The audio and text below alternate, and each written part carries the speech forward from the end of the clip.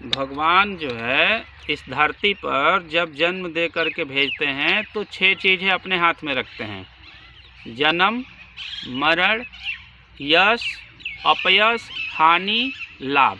6 चीज़ें भगवान अपने हाथ में रखते हैं, ठीक है ना। आपका जन्म कब और किस तिथि में होगा ये भी भगवान के हाथ में होता है।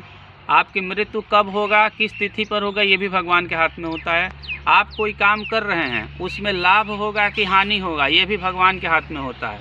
और आप कोई काम कर रहे हैं उस काम से आपको यश मिलेगा कि अपयश मिलेगा, ये भी भगवान के हाथ में होता है। अब देखिए, ये जो मैं आपको पत्ता दिखाया, ये इसका 2 अर्थ होता है। अब देखिए, भगवान धरती पर जो भेजते हैं ना, उसमें कर्म को अपने अधीन नहीं रखते हैं, कर्म को जीव के अधीन रखते हैं। व्यक्ति का जो कर्म होता है वो व्यक्ति के अधीन होता है।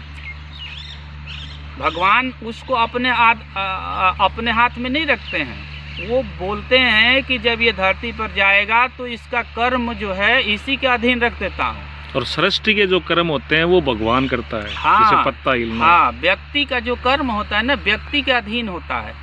आप अपने कर्म के अनुसार महान भी बन सकते हैं, महान भी बन सकते हैं, मतलब एक दिव्य पुरुष भी बन सकते हैं। और अपने कर्म के अनुसार आप एक राक्षस भी बन सकते हैं, एक भूत प्रेत भी बन सकते हैं, एक नीच व्यक्ति भी बन सकते हैं, एक महान संत भी बन सकते हैं अपने कर्म के अनुसार। समझ रहे हैं ना। मतलब ये कहते हैं कि पत्ता नहीं हिल सकता भगवान की मर्जी के बिना, लेकिन आदमी के जो कर्म होते हैं वो आदमी के हाथ में होते हैं। हाँ। और ये जो पत्ता हवा से हिल रहा है वो भगवान हिलाता है। जो अपन कर्म करते हैं वो अलग है। आप अपने कर्म से पत्ता हिला सकते हैं, ये भी है। और आप भगवान जो चला रहे हैं हवा से, वो भगवान की मर्जी से। ये आपका कर्म, देखिए ये अपने से हिलेगा तो ये भगवान की इच्छा से हो रही है। अगर आप इसको हिला रहे हैं तो ये आपका कर्म है।